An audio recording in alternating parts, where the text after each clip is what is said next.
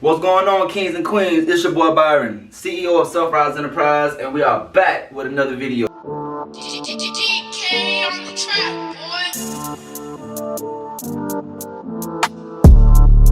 So today we are going to be continuing off on the life of Whitney Houston, and we're going to put some respect on her name. We're going to be learning a lot of game from her life, and we can take from everybody. You know what I'm saying? We don't have to go through certain things for us to not do it. So for instance, I don't have to get shot 10 times or 5 times or whatever to learn from Tupac. You know what I'm saying? I don't have to do certain things that Whitney did. I can just learn from her and just learn how she moved and just take from her life.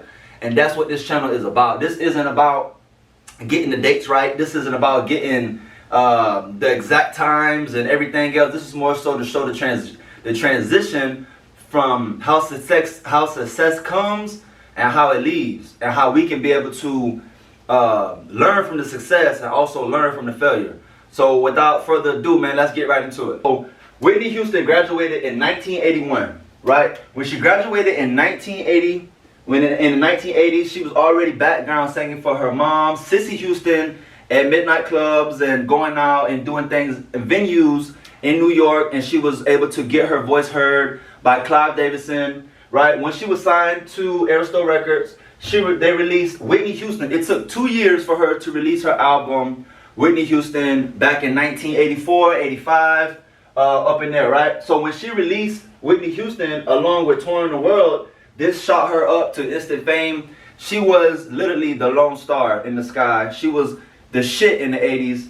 Let's continue on. Between 1985 and 1989, she released Whitney Houston, another album which sold a few mil. She made a bag off that as well. She came out with Whitney, and that ended up basically by her coming out with these albums. She had 7 consecutive hits back to back, 7 #1 hits back to back, right? And so back then, that's unheard of. For people to be pushing those type of numbers and to be so successful and to be so relevant, because there was a lot of talent back then. There's a lot of great singers. But something about Whitney Houston, her talent is unmatched, undeniably matched, right? So then we go off into 85 and 89. Okay, so this is what I want to talk about. And this leads me to one of my lessons, right? The #1 lesson is that success is not faithful. And what do I mean by success is not faithful? In the 1980s, she was able to transition her way to the top of the world, right? But by the 1990s, late 90s, mid 90s, the fall would soon occur, right? And let's talk about why it occurred. And before I say this is just me learning from my lessons, right? And we have to be able to take from perspectives, okay? So this is my perspective, right? First and foremost, towards the world, okay? Towards the world, but it's who you touring the world with. If you watch my first episode, it was her brother who introduced her to drugs. It wasn't Bobby Brown. Bobby Brown is a drinker. He's more so on the liquor. He's not really a cocaine user. And how do I know this? Because he put it in his book. You know what I'm saying? We can't go off no other resource than the source itself. You feel what I'm saying? So Whitney, he said that Whitney was already on drugs before they even met. People said to me, the one thing that they heard over and over again, that you were the one that led Whitney to heavy drug use. Well, you were the one. It wasn't me. It started her. Yeah, I take my part, and I take it hard for me even being a part of it. But we all have our own minds, and some of us are stronger than others. Right? So let's get back into that. So she gets into a relationship with Bobby Brown at one of his concerts. She goes to one of his concerts, and you know, bro got swag. Bro was the shit. He was the bad boy of R&B back in the days, and he was able to, you know, seduce her. She was bumping into me at Soul Train, and I was like, you keep bumping into me. And I kept doing that, and I did it like 2 or 3 times. And she kept bumping me. And I asked her why, and she was like, "'Cause I want to." And that attitude, that whole thing right there, when she did that, that's where it started. And so it began. Yeah, that's where it all began. And at this point, she was still rising, and so was their relationship. But also, everything else was rising too, as far as just fame and not being able to be herself. Everybody screaming her name, and she doesn't know one person. Imagine that, being around the world, everybody knows who you are, but you don't know them. You know what I'm saying? And that's where the transition happens, right? So this is lesson 2. You got to watch who you're around, right? Bobby Brown was already reckless. He wasn't violent. He was reckless, right? Along with who you keep around with you when you're touring the world. If you came to sing and they came to do drugs, you don't belong in that crowd. The birds of the same feather flock together. You know what I'm saying? So you cannot be around people that are not going to add to you. They're going to take away from you. They're going to do things around you that you wouldn't do. That's not going to propel you with your success. Don't keep the people around you. You know, I saw this post the other day, and it said that you are better by yourself if you don't have the right people around you. And literally, it was 2 pears next to each other, and both pears were rotting because they were literally sitting on top of each other. They didn't have space to breathe, and they both end up rotting. You know what I'm saying? Same situation with when you have people that don't belong in your circle, they will eventually rot at you. They will eventually take something away to where the bottom falls out, and now you're literally left with nothing because the crowd that you chose. So this is the lesson that we take first and foremost. We have to watch who we're around. I'm going to say that again. We have to watch who we're around. We have to watch who we call our friends, because everybody don't have the same dreams as us. Everybody doesn't have the same aspirations like this. So let's continue, right? So in the beginning of the 1990s, she does a Super Bowl. She does a Super Bowl and she sings the Star Spangled Banner. I believe she performs in front of at least 100 million people, if not more. This is the Super Bowl for crying out loud, man. So she was easily singing in front of 100 million. I'm gonna say 100 mil. She's heavily involved in a relationship now at this point. All right. We already put that right there. I don't gotta put that again. Right. So then in 1993, by this time she is married to Bobby Brown. And it's serious because now it's public. Now this is where you start to hear about their business leaking into the media and the public, and it just doesn't get no better from here in her life. And let's talk about why, right? So when she married Bobby Brown, right, she ended up getting a movie role for The Bodyguard, right? And in The Bodyguard, no one knows this but her mother, but she was actually pregnant during The Bodyguard. If you watch that movie, she was pregnant with her daughter, Bobby Christina, during that movie. Isn't that cool, man? And that she was still able to work and still get work done. Also, during this time, she ended up making one of the best songs probably in her career, or at least top 3 best songs in her career, and that is "I Will Always Love You." You know what I'm saying? And this propels her back into the sky. On top of dropping this movie, right? The Bodyguard and "I Will Always Love You," put those 2 together, she made a fucking bag. She made a lot of money. You know what I'm saying? Like right here, I even have it right here. I say money was nothing. I got a circle right there. Money was nothing. You know what I'm saying?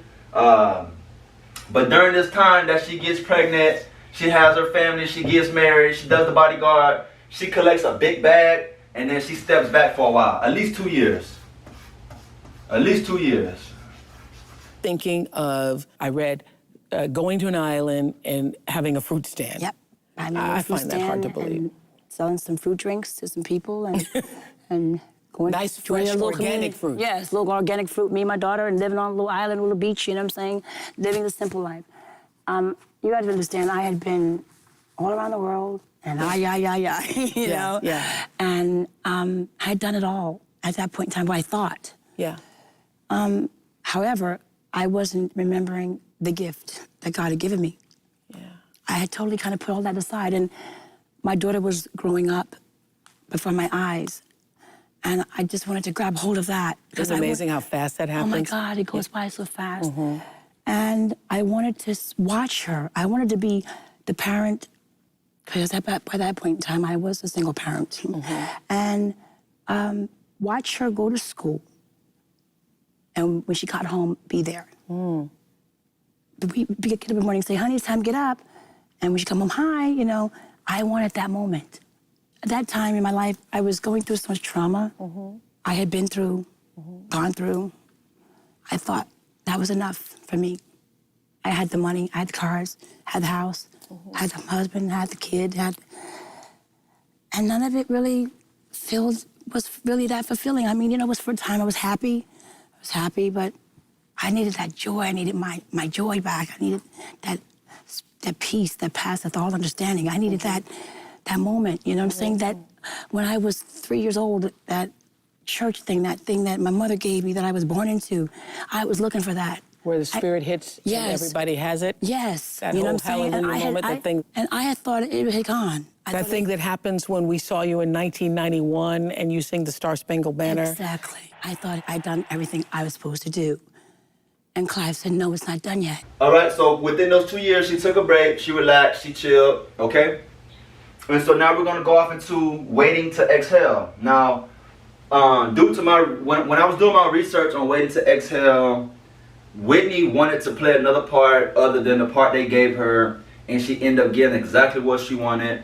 And she also says that she had the best time of her life doing this movie with these certain women in the cast. I cannot think of their name right now, but if you go watch Exhale, the movie, if you know everybody in that movie, she's talking about all those women, right? But she ended up doing so good on this movie, man. It wasn't even about money, because she could have easily made $100 million. And we got to be able to take from these lessons, right? And understand that success is not a faithful girlfriend. Let's make that relevant, right? So in the early 90s, money was nothing. Back then, I mean, for like the past 5 years, she's been wealthy. She has her own company. She has her own like team. She's her own boss. You know what I'm saying? And she's doing it on her own. She's doing it on her own, fresh out of high school, just like a few years ago, 10 years ago. Now she's really transitioning into being that full-off woman, that full-off mother, that full-off businesswoman, that full-off, that evolving Whitney Houston. And this is what I asked myself. What if she didn't marry Bobby Brown? What if she did not marry Bobby Brown, man? What if she kicked the drugs? Like she was already like a wealthy individual. She already had business shit lined up. You know what I'm saying? Imagine if she was sober. Imagine if she was able to really scale what Whitney Houston would have really been. You know what I'm saying? And this is, again, we have to understand that success is not a faithful girlfriend. I'll say that one more time. Right? By this time in 95 though, while she's doing Waiting to Exhale, she is a functioning addict. She is a functioning addict, right? She's basically able to get work done, but it's to the point where she's high doing it. I didn't even date in my 20s. It was rough. It was rough. I think I kind of reverted back as I got older and said, well, I'm just gonna party, you know? It was kind of a rebel in me, you know? If you had to name the devil for you, the biggest devil among them? That would be me. It's my deciding. It's my heart. It's what I want and what I don't want. Nobody makes me do anything I don't want to do. It's my decision. So the biggest devil is me. I'm either my best friend or my worst enemy. And that's how I have to deal with it. But she know how to get it done. You know what I'm saying? And how do I know this? Her mother, her people around her. I read a lot of books to get this resource, man. I'm not just making this up. And that's why I want to put some respect on her name. She was more than just a woman who got addicted to drugs, and the demon ravaged her career, her body, her mind. You know what I'm saying? And we have to be able to take from this, so that way we don't repeat the same thing, right? If you follow me and you feel what I'm saying, like, comment, subscribe, and when you subscribe, hit the bell, so that way when I drop some more lessons, you're able to stay in tuned. Going off into the 2000s, right? Now, when she went off into the 2000s, she was just coming off of My Love Is Your Love. Now, if you heard that song, that's a really good song. It has a lot of meaning. You know what I'm saying? I recommend that you take a second and just go check it out for a few seconds. You know what I'm saying? Okay, so in the beginning of the early 2000s, they signed another deal with her because they thought she was sober, right? But in the beginning of the 2000s, she ends up avoiding rehab from her mother. So basically her mother got word that the drugs were ravaging and starting to, this devil was destroying her daughter. And so what she did was she wanted to take her daughter and have an intervention, and were close friends, but she was like, no, why don't you come live with me? Whitney Houston was like, why don't you come live with me, and I want to do this with you. We could do this. I can kick this habit with just you. This is another right here. Avoids rehab. 80s. She's been doing this shit for going on, like 15 years now. Going on 20 years. You know what I'm saying? And her mother lets her avoid rehab because now, 15 years later, her mother's just finding out that her daughter's addicted to drugs on a high level. And you're probably saying, well, why wouldn't her mom know? Okay, well, if you watch episode 1, you would know that Sissy Houston is extremely strict. She's not mean. She's not a bad mother. She was strict with her kids, and she expected A1 quality. And so when Whitney was able to start her own family and she was able to do her own thing, she moved to Atlanta, Georgia with Bobby Brown. And that was able to create that gap between her mother and her and herself, right? So when she avoided rehab, she ended up, going to the opposite side of the house and still using while living with her mother. So nothing changed, right? That's a red flag. That's what we say. We gotta watch who we're around. Her mother did not cause her to, she had so much love for her daughter. She wasn't gonna be like, okay, I'm gonna send you here, right? Because that's her baby. That's her baby girl. But at the same time, if her mother was to say, I love you more to stick you in rehab than to just do it myself, because I don't know what I'm doing. I don't have the right skill sets and the tools to get you past that devil. You know what I'm saying? So we have to be able to pay someone that know what they're doing. You know what I'm saying? So she opens up. She's very open with her addiction. By this time, she goes on TV shows and she's talking about it now. She's like this, that, and the third about it. With your marijuana, you lace it, you roll it up, and you smoke it, and you weed. It's just another form. It's like almost like heroin, cocaine, speedballing, but you level it off with the marijuana. Okay. So your drug of choice was weed combined with cocaine. Rock cocaine. With rock cocaine. Yes. Yes. During all of this, during avoiding rehab, during all this, coming out publicly about my addiction, her father, John Houston, sues for $100 million. Why did her dad sue her for $100 million? All right, let's talk about it. Let me hit my guard quick. Well, you know what? My dad was being influenced by people that were lying to him. My father was sickly at the time. He was in the hospital. I was paying the bills. I took care of my father. So you forgave him? Absolutely. Yeah, in the end you forgave him? Absolutely. I love my dad. I knew he was sickly. My father was in his 80s at that point. And he was in the hospital constantly with heart problems and diabetes. And people were trying to get money from him, extract money from him, just, blackmail him. But at the time, it was painful, was it not? Yeah, when you hear your dad's going to sue you. It was a period of 2 years where we didn't speak at all. But when he got sickly, really sickly, I went to the hospital and I said, let's end this right now. You're my father, and I love you. I'm going to be here to the end. I'm going to be here, and I'm going to be the one that's going to take care of you. And finally, when it all kind of came down and it was the end, everything was in my hands. Again, we go off into the Bobby Brown show. Now, Bobby Brown show is basically like a reboot for Bobby Brown. Like, he's not really popping no more. He's not really getting booked. Let's give him this show. Let's see what he does, and let's see what we can go with it. And of course, by Whitney being his wife, she was all in. She was all for it, and they absolutely, I'd say it was pretty good, man. I don't know. The media says that it was the worst decision that she could have made in her career because it's exposed a side of her that the public didn't see. But I actually think it exposed the real Whitney. You know what I'm saying? Shit that you're not gonna see. So I thought that was a good, and some people thought it was a bad, right?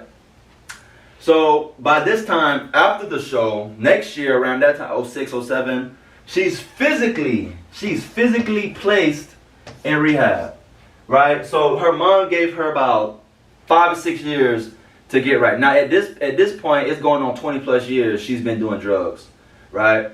And her mom is completely done with it. She has the police come with a warrant.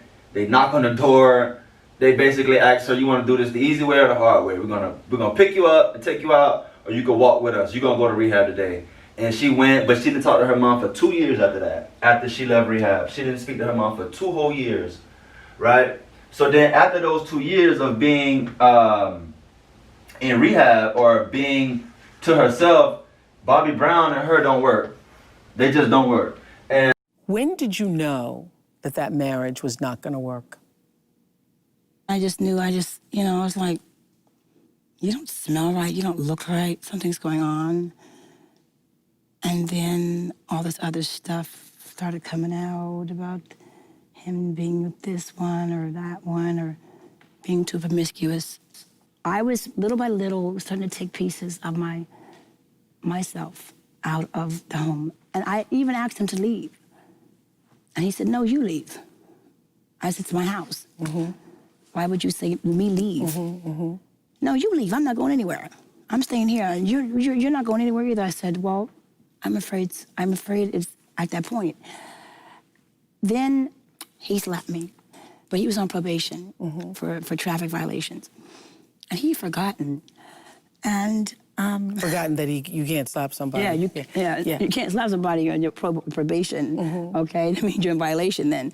Okay, so it went to domestic violence court, and I just could not see me putting him in jail. ultimately, they got a divorce. And I know that's something that she really didn't approve of as far as just divorces and shit like that, because, you know, she grew up with a family with her mom and her dad, and that just wasn't ideal. She didn't, you know, that's not what she was brought up on. But again, Bobby Brown was reckless. He was reckless, man. He was reckless. He really didn't think about the impact that he would have on his kids by his actions.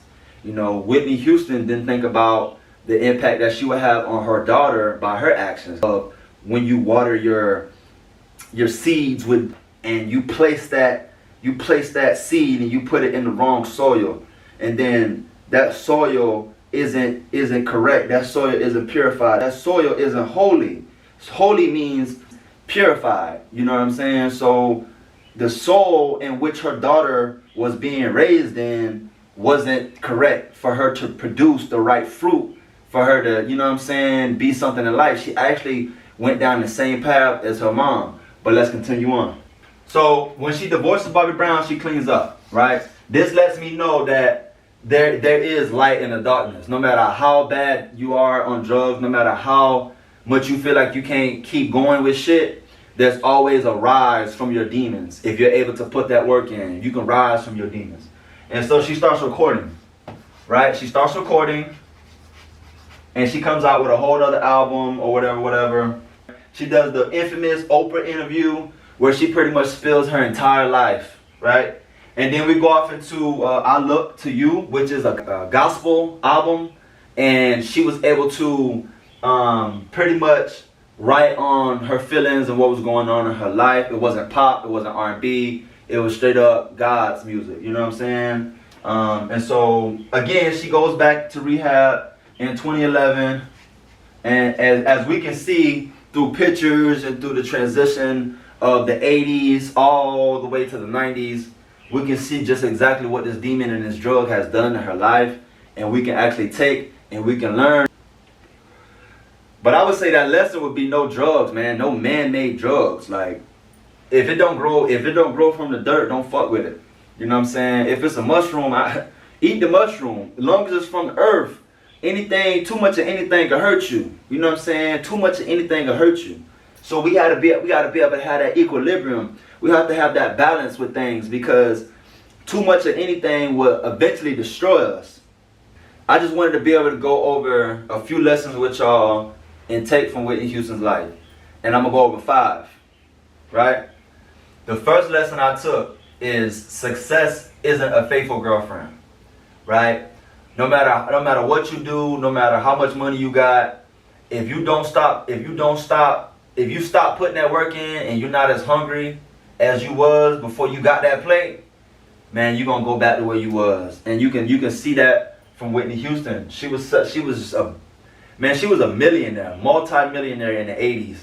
And by the 2000s, 2010, 2011, it just wasn't, that success wasn't relevant in her life. She was always that legend, but she just wasn't pushing that success like she was, like a Snoop Dogg that can have success from the time they rap up until now. You know what I'm saying? Like, that's full-on success. He could put any price on a song and people are gonna pay it. He could say, I want $1 million per song. People are gonna pay that, right? And why did I make that example? I made that example to say we gotta keep working. Success isn't a faithful girlfriend. Number 2, we have to watch who we're around. Now, I give you an example. When I was coming up, I had no big brother. I had no influence. My biggest influence was Tupac Shakur. I listened to him when I left the bus, when I walked to the bus in the morning, everything, all that, man. I got Love Is Pain right here, just because of Tupac. You know what I'm saying? And he didn't have Love Is Pain. He had Thug Life, but I didn't want to get the Thug Life, but he inspired me to put it on my stomach. Anyways, by me looking up to Tupac as a young boy, my inspirations to be something else when I was a man grew to be something bigger. I wanted to be someone who could help people. I wanted to be someone who could touch generations. You know how you throw a rock in the ocean? You know what I'm saying? And it ripples. It's like, what impact would you do in this lifetime to make an impact? For year 3,000, year 4,000, year 5,000, year 6,000. People still talking about me, right? But if I don't hang around people who have those same aspirations, who see life after death as important as life as we're here now, because I see life as it is, and I want to be able to grow from there and be able to transition and expand my business. Okay, Whitney was a singer. She should have been around all singers. She should have been around people who was better than her. That's what we can take from her life. We have to be around people who we aspire to be alike, who we aspire to be. We can't be around no drug dealers and no drug users if we trying to be a singer. We trying to be the best in the world at what we do. You know what I'm saying? Number 4 is actions affects everyone. So I'm not going to talk too much on this because I really don't know everything about it. But by her moving how she moved through the 90s when she had her baby Christina, and then, doing the exhale and doing all this shit throughout the 2000s, she literally molded her daughter to what she became. There's no way around it. You know what I'm saying? She left her daughter millions of dollars. She left her an estate. She left her an asset that is far beyond anybody that would ever. So we have to be able to learn from her and say, we need to watch how we raise our kids.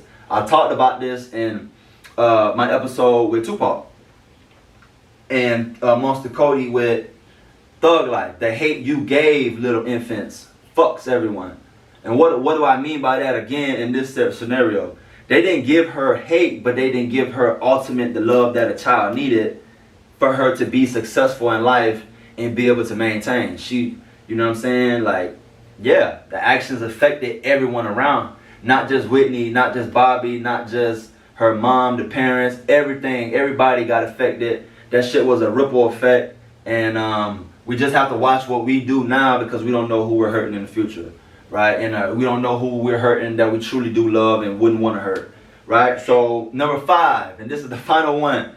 final lesson of Whitney Houston's part 2, man. And that is, no matter what you do, no matter where you came from, no matter what your circumstances was, you can rise from darkness. Because this woman was strung out she was on dope for a while, she was on drugs for a while, and she still tried to fight that demon. She still tried to go to the rehabs and put out music, and she looked it good at one point in her life in the 2000s when she was putting that attempt, when she was really trying, and she was really making that effort, that conscious effort to be the Whitney Houston that she was when she first kicked off in the 80s, you know, late 80s, early 90s, something like that. And yeah, man, I honestly think that we can learn so much from Whitney Houston. If you like this video, make sure you like, comment, subscribe, and when you subscribe, hit the bell. That way you're able to know when we drop the lessons. That way you're able to take the game and you're able to apply it in your life. Again, knowledge is power, but knowledge is power only when applied. So what can you take from what I just said in this video right now? Success is in the faithful girlfriend. Whatever you want to do, stay consistent. Don't stop. Right? Watch who you're around. If you came to sing and you came to rap and you came to do this, be around those birds. Be around people that want to do that. You know what I'm saying? Don't leave the drug users over here. You know what I'm saying? I would say no drugs. I'm not going to say no complete drugs. I don't consider marijuana a drug. But I would say no man-made drugs. If it's man-made, if it comes over the counter, don't fuck with it. Actions affect everyone. You know what I'm saying? Actions affect everyone. You know what I'm saying? What you do today may affect your kid next week, next month, for the rest of his life. May affect your mom, may affect your brothers, may affect your future nephews that wasn't even born based off what you did. You know what I'm saying? And that can inspire generations after generations to come based off what you did. You feel me? So, and 5 is rise from the darkness. We got to be able to rise from the darkness. And whatever we do, no matter what your childhood consists of, no matter what you've been through as a child. I've been through some shit as a child, and I overcame it. I'm still rising from it. I'm still that rose that's growing in that ghetto concrete. You know what I'm saying? How the hell did this rose make it up out this concrete? You know what I'm saying? How was it able to prevail against all odds? It's not supposed to be here. That's me, man. That ghetto rose growing out the concrete, man. So that's what I'm saying. We can rise from darkness. We just have to think it here. We have to think it in our brain. It starts from darkness. Once we close our eyes and we're able to think it first, we can rise from darkness physically. You see what I'm saying? So I'm glad. If you watch this video all the way, I appreciate you, man. I'm thankful for people like you. If you watched it all the way through, I appreciate you. Peace, love, and respect. Again, make sure you like, comment, subscribe, and one love.